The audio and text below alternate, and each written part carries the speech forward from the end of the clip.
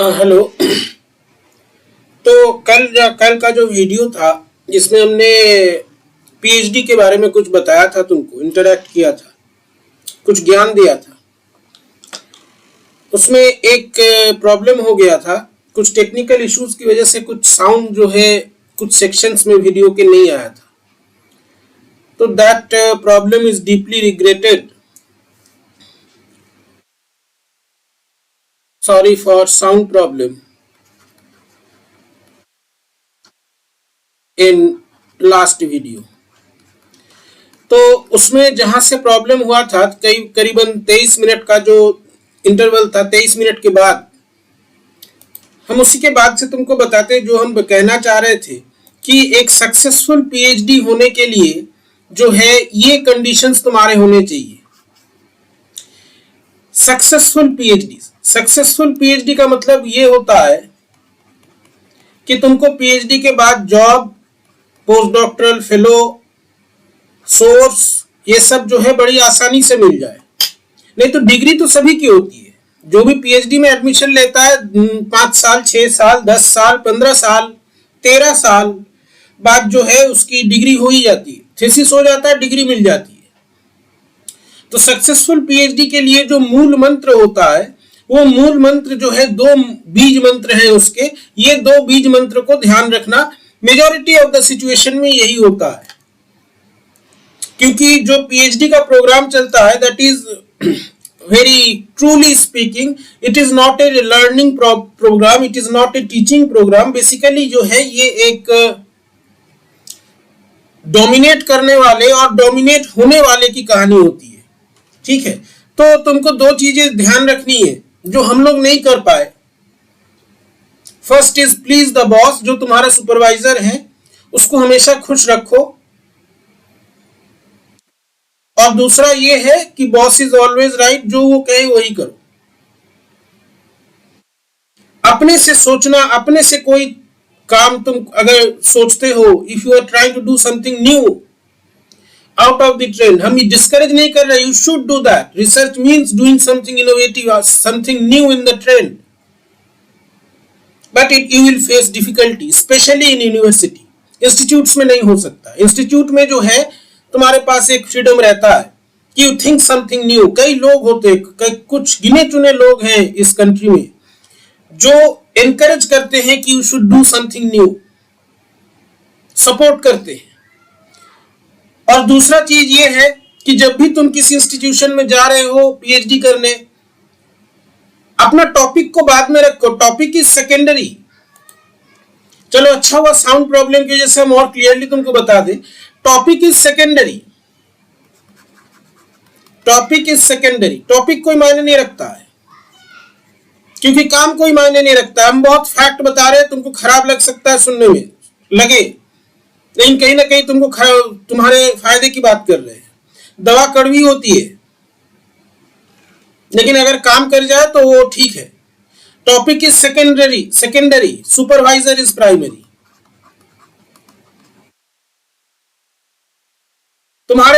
तुम जिसको सुपरवाइजर, तुम जिसको अपना गुरु चुनोगे, ये उसी प्रकार से है जो पहले लोग साधना उतना करते थे ना, तंत्र साधना, ये सब साधना वगैरह करते तो एक गुरु चुनते थे। नाम का ही वो गुरु होता है, बट पहले ही बताया है कि वो जो है एक काइंड ऑफ बॉस होता है, जो प्राइवेट सेक्टर, कॉर्पोरेट सेक्टर में होता है ना, एक व्यक्ति जिसको बॉस बोलते हैं।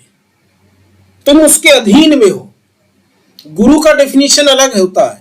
वो जो गुरु होते थे तो वो अपने छात्र की जिम्मेदारी लेते थे। तंत्र साधना जब कोई करता था तो अपने गुरु का स्मरण करके करता था, गुरु उसकी रक्षा करता था। यहाँ पे वो सब नहीं चलता, यहाँ पे वो बॉस है, डोमिनेट करेगा। तो सुपरवाइजर में जो है, तुम्हारे गुरु में ये सारे गुण होने चाहिए। क्या क्या गुण होने चाहिए? सबसे पहले तो जो गुण होना चाहिए वो ये है कि ये जो है तुम्हारा जो सुपरवाइजर है, तुम उनका प्रोफाइल देख लो, वो बहुत बड़े आदमी होने चाहिए, जिनका कांटेक्ट बड़ी बड़ी लैब से हो, बड़े बड़े लोगों से हो, तभी तुम्हारा काम आगे बढ़ पाएगा। नहीं तो तुम टेस्ट ट्यूब हिलाते रह जाओगे और कैलकुलेशन करते रह जाओगे। फिर एक बोझा, एक थीसिस जिसको जो तुम्हारी जिंदगी का बोझा बन जाएगा, लेके घूमोगे। और दूसरा ये है कि तुम्हारा जो गुरु है उसके पॉलिटिकल कॉन्टैक्ट्स बहुत ज्यादा होने चाहिए, तभी तुमको जॉब मिलेगी।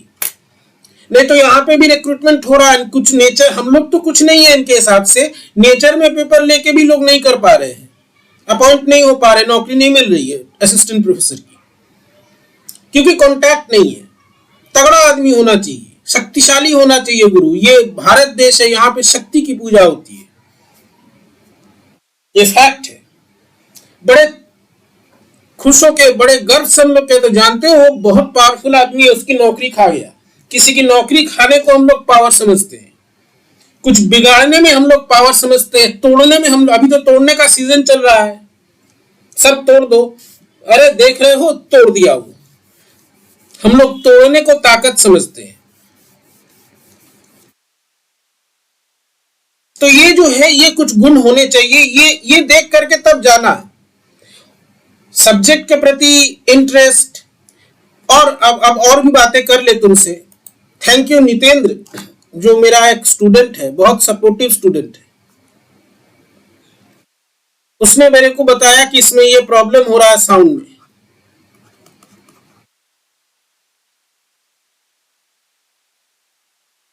थैंक्स टू यू, बहुत सपोर्टिव स्टूडेंट है।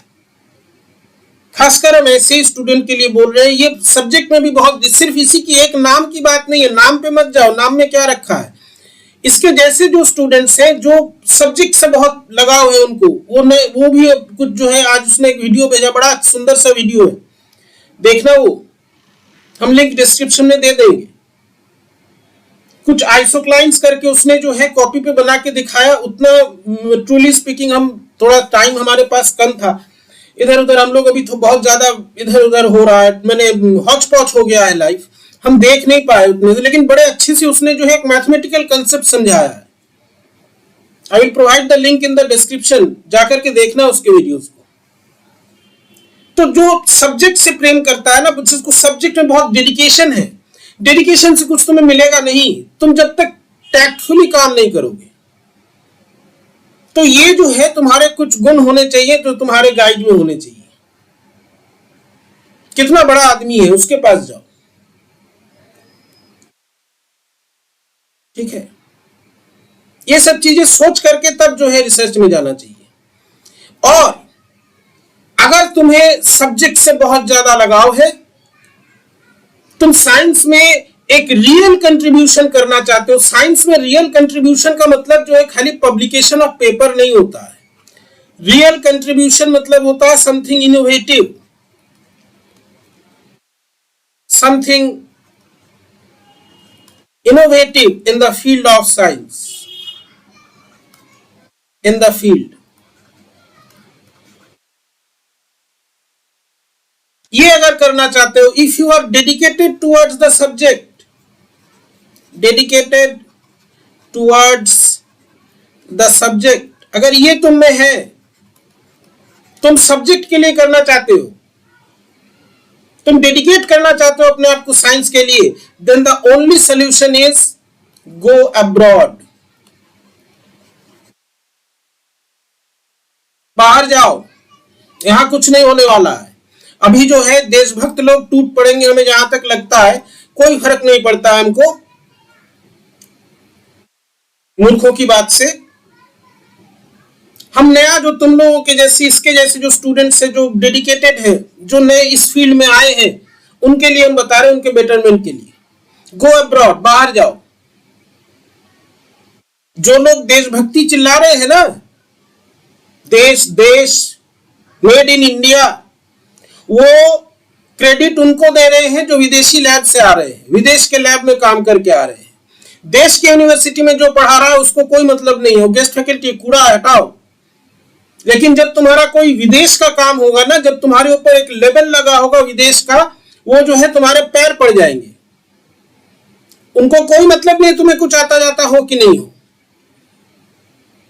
एक नया एक इसमें जो एक नाटक चलता है पोस्ट डॉक्टरल फेलो, एक समय में ये बहुत बड़ी चीज थी। अभी जो है मैक्सिमम क्या होता है, एक्सपेरिमेंटल के लोग जो है बाहर विदेशी लैब में जाकर के कोई स्क्रू कसता है, कोई ऑटोक्लेव को साफ करता है, कोई एक्सआरडी मशीन को मेंटेनेंस करता है, और वो जो है it is counted as a experience in the field of science, और उससे तुमको नौकरी मिलती है। यहाँ पे तुम गेस्ट फैकल्टी बन के 15 साल पढ़ा लो, कोई मतलब नहीं है। वो जो है 10 लैब में जाकर के कहीं पे सफाई करके, ऑटोक्लेव होता है हाई प्रेशर मशीन, उसको सफाई करना होता है, उसको सफाई करके आ गया, कोई सैंपल पैक करके आ गया, लेकिन वो विदेश के लैब से है इसलिए उसका वेटेज ज्यादा है, वो ज्यादा इंपॉर्टेंट है। This is the fact. तो ये काम करो। तो आज जो है और भी चीजें जो हम डिस्कस कर दे तुमको, दूसरी सबसे बड़ी चीज जो है जिसके बिना दुनिया में कुछ नहीं चलता है, वो है पैसा। रिसर्च में जो तुमको स्टिपेंड मिलता है या फेलोशिप मिलती है उसकी बात कर रहे हैं। और फेलोशिप तो भैया रिसर्च में अगर जाना है तो मैंडेटरी है, मैंडेटरी बना लो इसको, तभी रिसर्च में जाओ जब तुम NET JRF, NET plus JRF या यूजीसी जेआरएफ,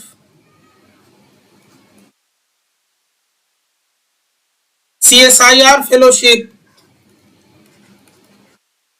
ये इसके लिए जब तुम एलिजिबल हो जाओ, then only go for research, then only research, फिर रिसर्च बोल रहे हैं sorry, then only go for PhD. PhD में तभी जाओ जब तुम्हारे पास इनमें से कोई फेलोशिप रहे। रिसर्च के नाम पे जो नाटक चल रहा है, रिसर्च के नाम पे जो स्कैम चल रहा है, उसमें एक स्कैम होता है यूनिवर्सिटी। इसमें जो है तुमको लगभग, हमें उतना डाटा अभी क्लियर नहीं है, 31,000 पर मंथ मिलते हैं, प्लस एचआरए वगैरह भी मिलता है, प्लस तुमको जो है एक कंटिजेंसी काफी सारा मिलता है, जो लैब के छोटे मोटे खर्चे होते हैं, ये सारी चीजें तुमको इसमें मिलेगा।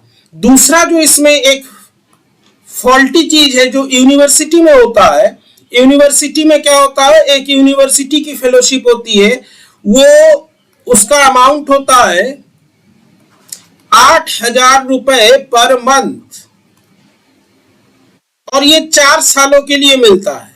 4 सालों में तुम्हारा रिसर्च कभी कंप्लीट होगा नहीं।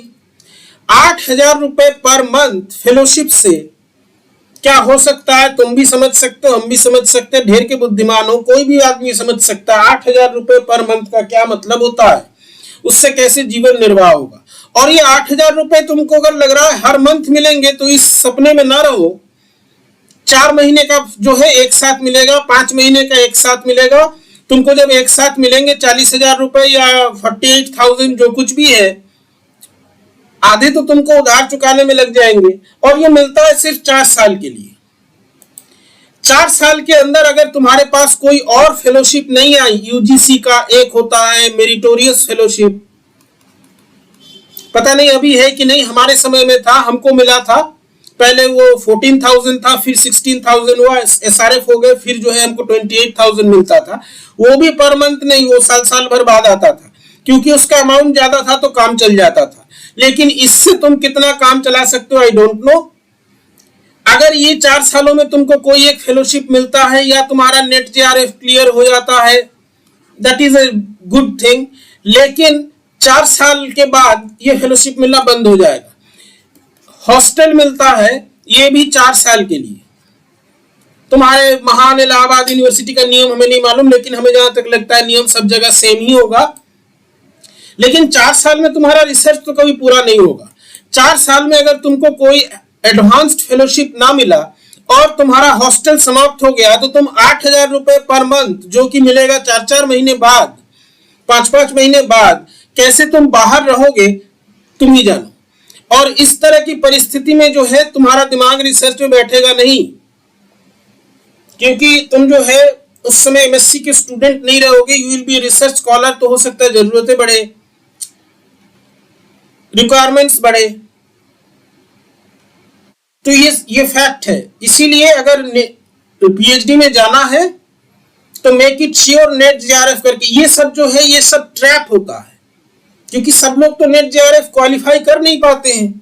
अब इन यूनिवर्सिटी वालों को चाहिए भाई हमारी दुकान भी चले, माने हमारा लैब भी चले, कहां से लड़के आएंगे। तो ये एक नया झंझट जो है डाल दिया गया है, लड़के इसमें फंस जाते हैं। हम लोग भी फंस गए थे, जब हमें मिला था तब 5,000 रुपए मिलते थे, अब सोचो यहां पर कितना बड़ा फॉल्ट है।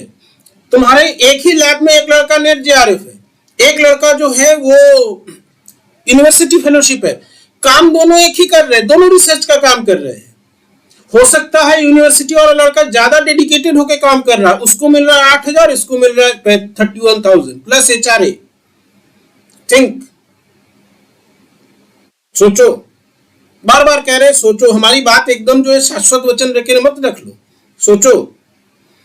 तो अगर रिसर्च में जाना है, make it sure that you have net JRF, CSIR JRF, UGC JRF. मैंने इन इंस्टीट्यूट्स में, IITs में अगर जाते हो तो वहां पे ज्यादा पैसा मिलता है। यूनिवर्सिटी में फंसा लेंगे, 4 साल में तुम्हारा रिसर्च होगा भी नहीं, एक भी पेपर नहीं होगा 4 साल में। ये भी हो सकता है। जो चीजें हम बता दे रहे हैं, सावधान रहना, सावधान इंडिया, सतर्क रहे, सावधान रहे। कहा बोलते हैं ना, 4 साल में कुछ नहीं हुआ, ना रिसर्च हुआ ना कुछ हुआ, फेलोशिप बंद, हॉस्टल खत्म, कैसे क्या करे, बाहर जाके रहो, खर्चा उठा पाएंगे कि नहीं, ये सारी प्रॉब्लम्स आते हैं। इसीलिए रिसर्च में अगर जाना है तभी जाओ जब तुम्हारा नेट जेआरएफ क्लियर हो। नेट जेआरएफ क्लियर ना हो मत जाओ रिसर्च में, क्योंकि ये रिसर्च तुम्हें अपने पैसे, और एक्सपेरिमेंटल वालों को तो अपने पैसे से करना है। पता चला 10,000 कैरेक्टराइजेशन करवाना होगा, यूनिवर्सिटी में है, तुम्हारे पास कुछ नहीं है फैसिलिटी। तुम जाओगे, इंदौर में सेंटर है, वहां जाओगे, दिल्ली में जाओगे, सेंटर है, कोलकाता में सेंटर है, वहां जाओगे, वहां पे आने जाने का खर्चा, रहना, सैंपल कैरेक्टराइजेशन के लिए अलग पैसे, ये सब तुम्हें देना होता है। कहां से दोगे 8,000 में? तो मेक इट श्योर कि अगर रिसर्च में जाना है तो नेट क्लियर करके जाओ।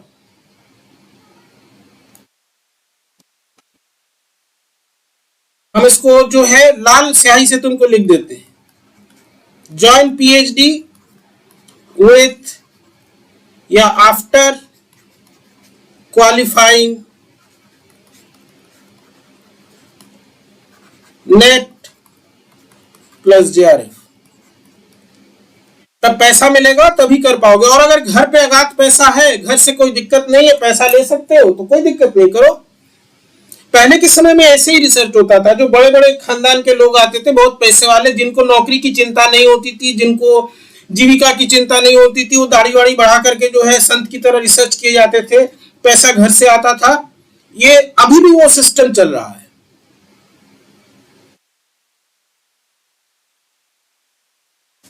अभी भी वो सिस्टम चल रहा है।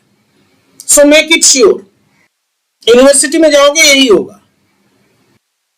तो बिना पैसे के आजकल जो है कुछ नहीं चलता है। और भी कुछ बातें हैं तुम लोगों से हम शेयर करेंगे, सुन लेना, देख लेना। हम नहीं कह रहे फॉलो करो, हम कभी किसी को नहीं कहते कि सब्सक्राइब करो, फॉलो करो। अचानक हमारे समझ में जो आता है वो हम कहते हैं। तो ये कुछ चीजें हैं, जब जो भी लोग रिसर्च में जाना चाहते हैं, जो भी लोग रिसर्च करना चाहते हैं, जिनको बहुत डेडिकेशन है, जिनको PhD करना है, वो ये सब चीजें देख करके जाए, ये सब चीजों पर विचार करके जाए। And make sure that you, तुमको जैसे इवैल्यूएट किया जाता है रिसर्च के लिए, तो तुम अपना गुरु जब चुनो, उस गुरु को भी इवैल्यूएट कर लो। गुरु के गुण हमने बता दिए, वो क्या जानता है नहीं जानता, दैट इज इममेटेरियल, उसका सोर्स कितना है। क्योंकि सुपरवाइजर जो है ये एक ऐसा कैरेक्टर होता है जो एक PhD स्टूडेंट के साथ, एक PhD करने वाले के साथ जिंदगी भर रहता है। अल्टीमेट है जॉब, जॉब में बहुत बड़ा रोल होता है उसका। अगर वो कुछ नहीं कर पाते हैं, तुमको कुछ नहीं मिलेगा, सीधी सी बात है। तुम किसी की विद्वता जांचने नहीं जा रहे हो, ठीक है। अगेन आई रिग्रेट कि पिछले वीडियो में साउंड की प्रॉब्लम हो गई थी, तो जहां से हुआ था, जो बात हम बता रहे थे उसमें, वो हमने यहाँ पे बता दिया है। तुम्हारे दिमाग में जो भी आए, जो भी तुम, अगर कोई ऑब्जेक्शन हो तो वो भी तुम रख सकते हो, because this is a interaction, this is a discussion, take it as a discussion and make sure, सोच समझ के जो है ज्वाइन करना। हम अपने लाइफ के एक्सपीरियंस से तुम्हें बता रहे हैं।